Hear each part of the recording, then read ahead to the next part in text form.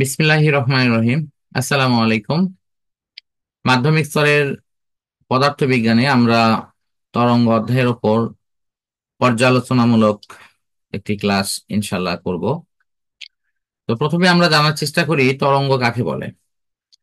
তরঙ্গ হলো একটি পর্যাবৃত্ত আন্দোলন যা শক্তি এবং তথ্যকে এক স্থান থেকে অন্য স্থানে নিয়ে যেতে সাহায্য করে। এই যে আমি কথা বলছি, এই কথা তোমার কাছে পৌঁছে গেছে ইলেকট্রোম্যাগনেটিক ওয়েভ, অর্থাৎ সেটাও একটা তরঙ্গ এর মাধ্যমে।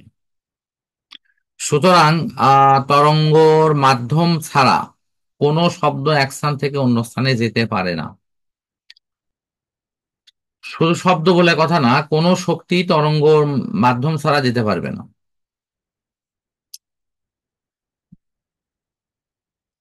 পদার্থবিজ্ঞানে তরঙ্গের গুরুত্ব এত বেশি যে আমরা পদার্থবিজ্ঞানে তো মূলত আলোচনা করি পদার্থ এবং শক্তি নিয়ে। যেহেতু শক্তি এক স্থান থেকে অন্য স্থানে যাওয়ার একমাত্র মিডিয়া হলো তরঙ্গ, সেই কারণের জন্য এই তরঙ্গর গুরুত্ব আমাদের এখানে অনেক অনেক বেশি। তো আমরা আহ কতগুলো ঘটনা এখানে উল্লেখ করা আছে, যেমন একটা ঢিল যদি তুমি পুকুরে মারো তাহলে কি হবে? পুকুরে যে কচুরি পানা আছে সে কচুরি পানার অংশ ওই পানির ঢেউয়ের সাথে দুলতে থাকবে। অনেক সময় পানির ঢেউয়ের অংশ মাঝখানে যদি ঢিল ছোড়া হয় তাহলে এটি চারদিকে ছড়িয়ে পড়ছে এবং এটি উঁচু নিচু হয়ে তোমার তীরে এসে আছড়ে পড়ছে। অনেক সময় সমুদ্র তীরবর্তী এলাকায় বিশেষ করে আমরা যদি আহ যখন বাতাস প্রবাহিত হয়, সমুদ্র একটু উত্তাল থাকে, এমত অবস্থায় যদি সেখানে যাই তাহলে আমরা এই ধরনের দৃশ্য অবশ্যই দেখতে পাই, যে সেখানে কিভাবে সমুদ্র অশান্ত অবস্থায় তার ঢেউগুলো তীরে এসে আছড়ে পড়ে। এবং এখানে একটা বিষয় আমার মনে হয় বলা উচিত, তা হলো যে সমুদ্রে যদি কখনো তুমি সাঁতার মানে গোসল করতে যাও এবং সেখানে গিয়ে যদি দেখো যে বড় বড় ঢেউ আসতেছে, এই ঢেউ কিন্তু তোমার পিঠে বা তোমার শরীরে প্রচন্ড ভাবে আঘাত করে তোমার দেহের কিন্তু অপূরণীয় ক্ষতি করতে পারে, এমনকি অনেকের হাড় গোড় ভেঙে যায়, এরকম কথাও শুনেছি। তো সেক্ষেত্রে যদি বড় ঢেউ হঠাৎ করে চলে আসে, তুমি যদি দিশকুল না পাও, কারণ ওই ঢেউ থেকে তুমি হঠাৎ করে যে বাঁচবা, এটা এটা কিন্তু নদী না, জলফেনা উঠে গেলে তুমি তীরত যাবা তা কিন্তু সমুদ্রের তীর কিন্তু তুমি যে জায়গায় নামছো সেখান থেকে দেখবে মিনিমাম হলো 200-300 মিটার দূরে। তাহলে অত দূর তো তুমি মুহূর্তের মধ্যে যেতে পারবে না, কারণ সমুদ্র কিন্তু ঢালু হয়, এটা বোঝো তো, ঢালু বোঝো তো, ক্রমান্বয়ে স্লোপিং করা নিচু। জি স্যার। এটা কিন্তু নদীর জি স্যার। মতো কিন্তু গড়ানে নিচু না, বুঝতে পারছো? এই কারণের জন্য কেউ যদি এরকম বড় ঢেউয়ের মুখে পড়ে, তাহলে আমি যেটা শুনেছি এবং মনে করি যে সেটাই সঠিক, তা হলো ওই ঢেউটা আসার পূর্ব মুহূর্তে তোমাকে পানির মধ্যে ডুব দিতে হবে। ডুব দিলে তখন পানির উপর দিয়ে ঢেউ পার হয়ে যাবে, ঢেউ পার হওয়ার পর তুমি ডুব থেকে উঠলেই মানে অতটা প্রবলেম হবে না। এবং যদি এই ধরনের বিপজ্জনক ঢেউ যদি একের পর এক আসতে থাকে, মানে এই ঢেউ কিন্তু সব সময় আসে না, এটা মাঝে মধ্যে দুই একটা এরকম অনেক বড় হয়ে ঢেউ আসে কিন্তু, আর বাকি ঢেউগুলো আসে ছোট আকারে, বুঝছো? তো এই ধরনের যদি প্রবলেম দেখো যে আসলে এরকম মাঝে মাঝে ঢেউ আসতেছে বড় বড়, তাহলে সেখানে দ্রুত গোসল সম্পন্ন করে সে স্থান থেকে চলে যাওয়াই উচিত। তবে সাবধানতা ওইটুকুই যে ঢেউ আসলে পানির পানির মধ্যে ডুবতে থাকা, ঢেউ উপর দিয়ে পার হয়ে গেল পরে তুমি মাথা তুলে বের করলে, এরকম। তো আবার এটাও সাবধান হতে হবে যে ঢেউয়ের পিছনে আর একটা ঢেউ আছে কিনা, সেটাও কিন্তু একটু বুঝে আমাদের কাজটি করতে হবে। এখন এই তরঙ্গ বুঝতে গেলে আমাদের ফার্স্ট যে শব্দটার সাথে পরিচয় হতে হবে তার নাম হলো সরল স্পন্দিত স্পন্দন। প্রথম কথা হলো, স্পন্দনটা কি? স্পন্দনটা হলো এমন একটা গতি যে গতিটা এই আছে আবার এই নাই, এই আছে আবার এই নাই, আছে আবার নাই, এই রকম জিনিসের নাম হলো স্পন্দন। যেমন আমরা নারীর স্পন্দন দেখি, আমরা যে রক্তবাহী নাড়িতে যে হাত চাপ দিয়ে দেখি, সেখানে কি দেখি? সেখানে মূলত দেখা হয় হলো এটাই, যে আমাদের সেখানে কতটুকু ওই চাপ সে নিয়েছে। তা চাপটা কিন্তু এরকম না যে নিরবিচ্ছিন্ন, না, কিন্তু চাপ আছে আবার নাই, আবার আছে আবার নাই। কি এরকম না, বলো তো? জি স্যার। চাপটা কিন্তু ওই রকম, আছে আবার নাই, আছে আবার নাই, এরকম। তো ঠিক এইভাবেই তোমার এখানে চাপের ব্যাপারটা কিন্তু কাজ করে। তো এই কারণের জন্য আমাদের ওই সরল স্পন্দনের সাথে এটি অনেকটাই সম্পর্কিত। তো আমরা এখানে গতির ক্ষেত্রে স্পন্দন গতির সংজ্ঞাটা হলো, যদি কোনো পর্যাবৃত্ত গতিসম্পন্ন কণা গতিকালের বা পর্যায়কালের অর্ধেক সময় একদিকে এবং বাকি অর্ধেক সময় যদি বিপরীত দিকে যায়, তাহলে সেটিকে বলা হবে হলো পর্যাবৃত্ত গতি। ঠিক আছে? অর্থাৎ পর্যায়কালের অর্ধেক সময় একদিকে, বাকি অর্ধেক সময় যদি বিপরীত দিকে যায়, তাহলে সেটিকে বলা হবে পর্যাবৃত্ত গতি। আচ্ছা, আমরা এরপর দেখব হলো তোমার তরঙ্গের ক্ষেত্রে আরো গুরুত্বপূর্ণ কিছু অংশ আছে। আর যদিও এখানে সংজ্ঞামূলক অংশগুলো এভাবে দেয়া নাই, আমি তারপরে উল্লেখ করছি। কম্পাঙ্ক হলো তরঙ্গ সঞ্চারণকারী কোনো কণা প্রতি সেকেন্ডে যতবার কম্পন সম্পন্ন করে, এটা হলো কম্পাঙ্ক। দশা তরঙ্গ সঞ্চারণকারী কোনো কণার যে কোনো মুহূর্তে ত্বরণ, বেগ, সরণ ইত্যাদিকে বলা হয় দশা। অর্থাৎ এটাকে বলা হয় তার একটা সার্বিক অবস্থা। তারপর আহ দশার পর যেটা আছে তরঙ্গ বেগ, তরঙ্গ প্রতি সেকেন্ডে যে দ্রুত অতিক্রম করে। তারপরে লেখা আছে তরঙ্গ দৈর্ঘ্য, এটা খুব ইম্পর্টেন্ট সংজ্ঞা। একটা পূর্ণ স্পন্দন সম্পূর্ণ হতে যে সময় লাগে, সেই সময়ে তরঙ্গ যে দূরত্ব অতিক্রম করে, তাকে বলা হয় তরঙ্গ দৈর্ঘ্য। আর দোলনকাল বা পূর্ণ স্পন্দন কালটা হলো একটা পূর্ণ পর্যায় সম্পূর্ণ করতে যে সময় লাগে, সেই সময়কে বলা হয় তার দোলনকাল বা পর্যায়কাল। এখন তরঙ্গের বৈশিষ্ট্য। তরঙ্গ এক স্থান থেকে অন্য স্থানে সঞ্চালিত হওয়ার সময় তারা শক্তি এবং তথ্যকে এক স্থান থেকে অন্য স্থানে নিয়ে যায়। কিন্তু তরঙ্গ যখন সঞ্চালিত হয়, তখন মাধ্যমের কণাগুলো একটা নির্দিষ্ট ব্যবধানে থেকে তারা কিন্তু দুলতে থাকে। এরা কখনোই তোমার স্থান পরিবর্তন করে না। এটা একটা বিষয়। আর তাহলে এটাকে আমরা উদাহরণ দিতে পারি ধান গাছের সাথে। ধান গাছের অংশগুলো কি করতেছে, এই দিকে দুলতেছে, এই দিকে দুলতেছে, এই দুই দিকে দোল খাচ্ছে, বাট এটি কিন্তু কোনো দিকে সরে যাচ্ছে না। এরকম বিষয়গুলো এখানে আসবে।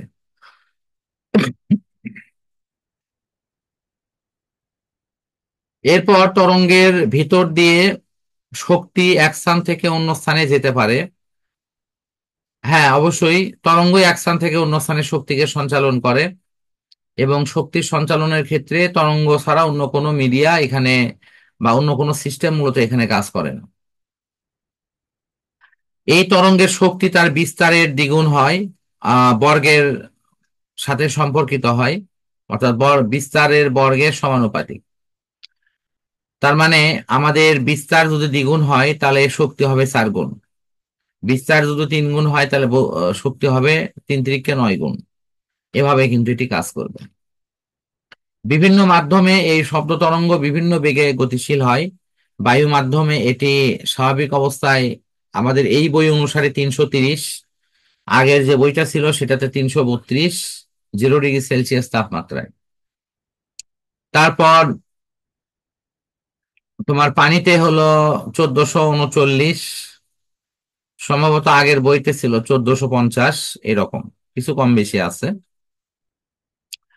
আর তোমার লোহার মধ্যে হলো 5130, এই স্পিড আপে এটা কিন্তু গতিশীল হয়।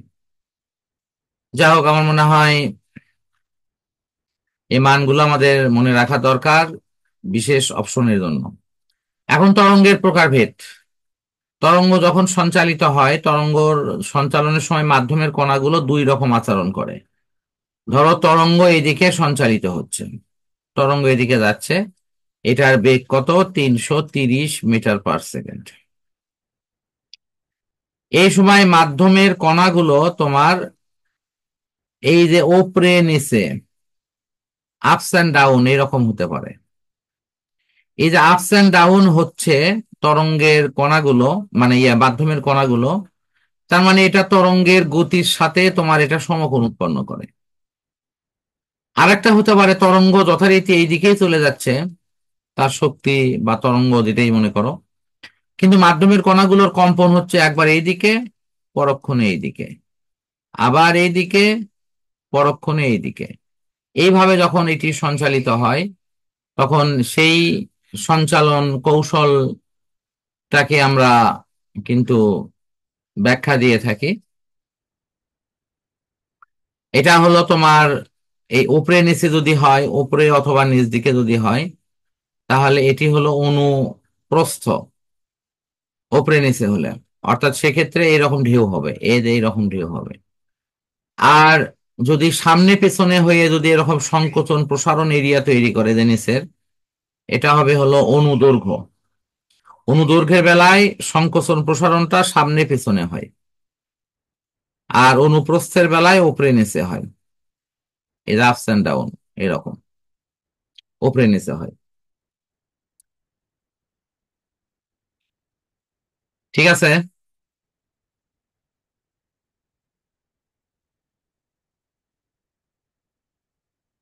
বুঝতে পারছো কি এটুকু? জি স্যার, আমি এইটুকু বুঝতে পারছি। আচ্ছা, এখানে আরেকটা জিনিস আছে, একটু বলে দিই। এই স্থানে তরঙ্গ দৈর্ঘ্য হবে হলো এই যে তরঙ্গ পাদ, অর্থাৎ নিচের দিকের এই তরঙ্গ পাদ অংশ, এবং আর উপরের দিকে হলো তোমার, তো এই যে পর পর দুইটা শীর্ষবিন্দুর মধ্যবর্তী দূরত্ব। ঠিক আছে? আহ তো আমরা যদি মাঝখানে যদি এটা টানি, ধরো এরকম করে টানে দিলাম, তাহলে সেক্ষেত্রে এইটা আবার ঠিক এইটা, এই দুটার মধ্যে দূরত্ব হলো তরঙ্গ দৈর্ঘ্য ল্যামডা। অথবা যদি মনে করি যে না, আমি এইটা নেব, যে এই এইরকম পরপর দুইটা অংশের মধ্যে নেব, তাহলে সেক্ষেত্রেও কিন্তু তোমার বিষয়টা ওই রকম দাঁড়াবে। ওখানে ঢেউটা একটু কাছাকাছি, তো ধরো এরকম এই মাথা আর এই মাথা, এই দুটোর মধ্যেও তরঙ্গ দৈর্ঘ্য হবে। আবার এই যে নিচের এই অংশ, আবার এই অংশ, এটার মধ্যেও তরঙ্গ দৈর্ঘ্য হবে। আবার আমি যদি মনে করি যে না, এখান থেকে নেব এই জায়গায়, তাহলে সেক্ষেত্রে এখানে এটা নিচ থেকে উপর দিকে উঠতেছে, তাহলে এখানেও তাই, নিচ থেকে উপর দিকে উঠতেছে।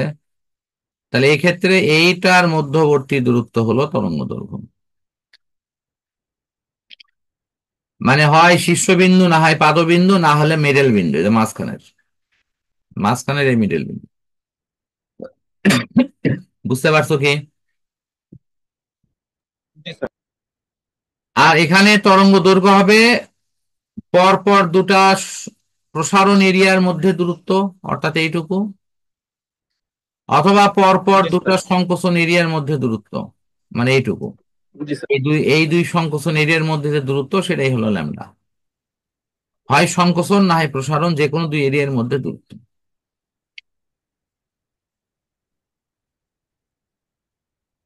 আচ্ছা,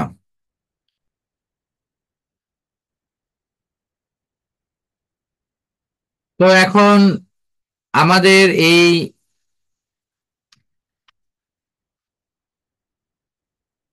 তরঙ্গ সংশ্লিষ্ট রাশি, এটা আমি অলরেডি বলে ফেলছি সব সব অপশনই। শব্দ তরঙ্গ, শব্দ এক প্রকার শক্তি যা আমাদের শোনার অনুভূতি বা শ্রবণের অনুভূতি সৃষ্টি করে। তাপ এক প্রকার শক্তি যা ঠান্ডা গরমের অনুভূতি সৃষ্টি করে। আলো এক প্রকার শক্তি যা আমাদের দেখার অনুভূতি সৃষ্টি করে। এই তিনটার সংজ্ঞা প্রায় কাছাকাছি, একটা দেখা, একটা শোনা, একটা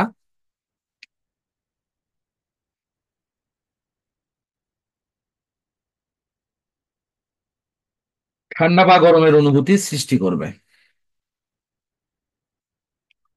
তো শব্দ তরঙ্গ সৃষ্টির জন্য আমাদের প্রথম যে জিনিসটা শর্ত হিসেবে দরকার তা হলো কম্পন। অর্থাৎ কোনো কিছুর কম্পন ছাড়া শব্দ তরঙ্গ সৃষ্টি হবে না, কম্পন সেখানে লাগবেই। এটা হলো ফার্স্ট কন্ডিশন। তার মানে আমি যে কথা বলছি আমার গলার ভিতরে যে ষড়যন্ত্র এটা কাঁপতেছে সেখান থেকে কম্পন তৈরি হচ্ছে। মানুষের যে কথা বলার যে পর্দা আছে যেটাকে ভোকাল কর্ড বলা হয়, এটা সাধারণত ছেলেদের জন্য একটু মোটা আর মেয়েদেরটা একটু সরু, পাতলা। ফলে মেয়েদের কণ্ঠটা হয় সুরেলা আর ছেলেদেরটাই হয় একটু অপেক্ষাকৃত মোটা। তবে এই নয় যে এটা করে ছেলেদের কণ্ঠ একদম খারাপ শোনায় আর মেয়েদেরটা খুব ভালো শোনায়, তা না কিন্তু। এটা এরকম বিষয়টাই মনে করতে হবে যে পৃথিবীতে কোনো জিনিসই একঘেয়েমি ভালো না। যদি তোমাকে দিনের পর দিন সুখ দেওয়া হয় তাহলে সুখ তোমার কাছে তেতো তেতো মনে হবে। তো মাঝখানে যদি কিছু সময় দুঃখ পাও, দুঃখের পর যদি একটু সুখ পাও, তাহলে এই সুখের অনুভূতি তোমার কাছে স্বর্গীয় মনে হবে। আবার দিনের পর দিন আছে, রাত নাই, তাহলে এই দিনটা তোমার কাছে ভালো লাগবে না। রাত আছে বলি দিনের মহিমা এত বেশি, অন্ধকার আছে বলি আলোর দাম এত বেশি। যদি অন্ধকার না থাকতো তাহলে আলোর কোনো মূল্য থাকতো না। আশা করি আমার কথা বুঝতে পারছো। তো এর অর্থ হ্যাঁ হচ্ছে স্যার, যে, গুরুত্বপূর্ণ একটা বিষয় এটা। হ্যাঁ, এর অর্থ হচ্ছে যে পৃথিবীতে একটা ওই ধরনের ব্যালেন্স আল্লাহ তাআলা করেই দিয়েছেন, যে ছেলেদের কণ্ঠ কি ধরনের হলে সেটি মেয়েদের কাছে ভালো লাগবে, আবার মেয়েদের কণ্ঠটা কি রকম মায়াময়, এক ধরনের মায়াবী কণ্ঠ বলা হয় আর কি, এটা হলে তাদের ছেলেদের সেটি ভালো লাগবে। এটা আল্লাহ তাআলা সেই সব অপশনটাই করে দিয়েছেন। কিন্তু দুঃখের বিষয় হলো যে এই নারী যখন প্রতিহিংসা পরায়ণ এবং প্রচন্ড রকম বদমেজাজি এবং সবচেয়ে বড় কথা হলো কোনো বিধ্বংসী স্বভাবের হয়, তখন তার কথা কাজ সেটি পৃথিবীতে নারকীয় কাণ্ড ঘটাতে পারে। সেটার নজির হয়তো পৃথিবীতে আমরা অলরেডি দেখেছি। আমরা এখানে উদাহরণ হয়তো আলোচনা করছি না। আশা করি বুঝতে পারছো। জি স্যার, হ্যাঁ, এটা একটা গুরুত্বপূর্ণ বিষয়। হ্যাঁ,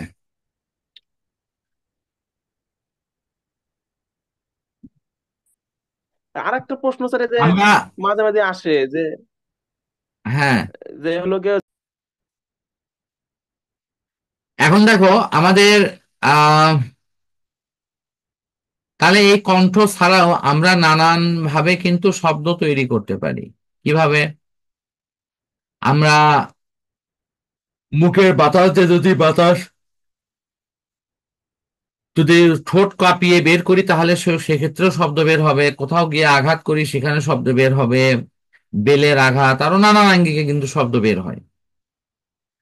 তো ল্যাবরেটরিতে গিয়ে যদি আমরা সুরশলাকাতে শব্দ বের করি, ঠিক আছে, এরকম নানা যন্ত্র থেকে শব্দ বের করে, এখানে কলিং বেল আছে সেটা থেকে শব্দ বের হয়।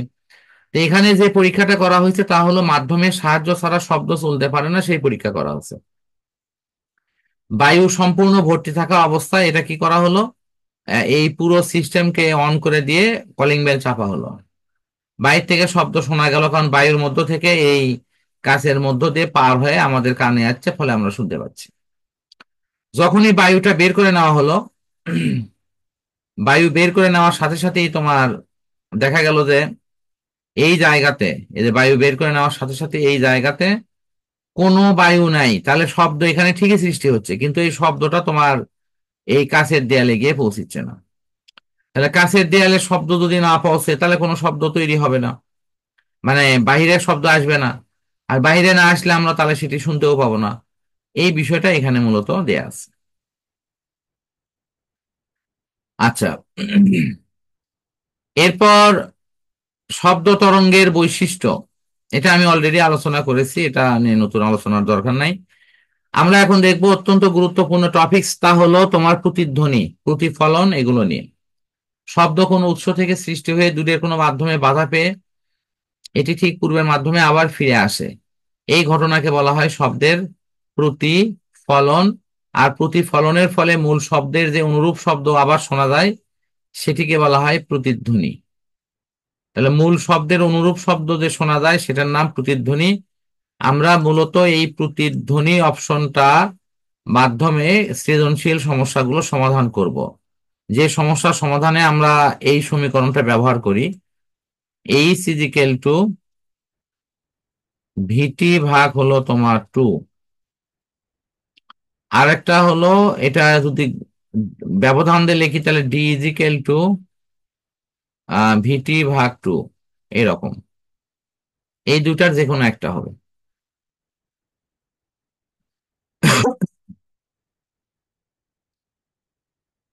এখন আমরা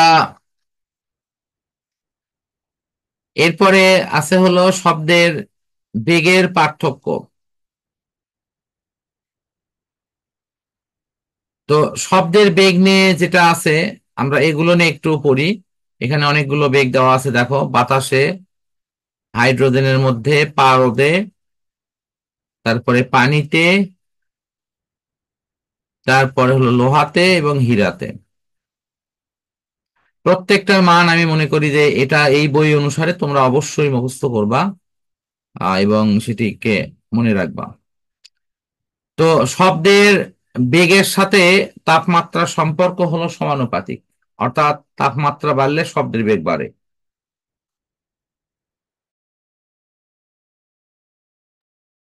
তাপমাত্রা কমলে শব্দের বেগ কমে যায়। তো সেখান থেকে সম্পর্ক হলো সমানুপাতিক, যে শব্দের বেগ তাপমাত্রা বৃদ্ধির বর্গমূলের সমানুপাতিক। আহ এখানে সমানুপাতিক সম্পর্ক দেওয়াও আছে, আশা করি এটা সমস্যা হওয়ার কথা না। সেখান থেকে কিন্তু তোমার এই এই ধরনের অপশন কিন্তু আছে, V1 ভাগ V2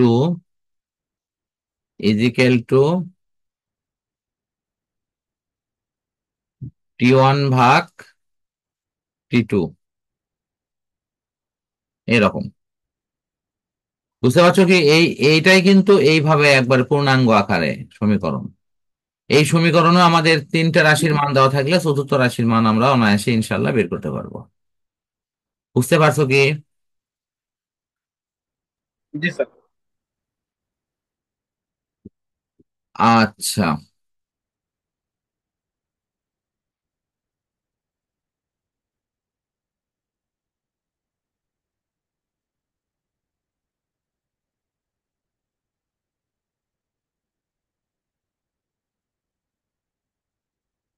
শব্দের ব্যবহার।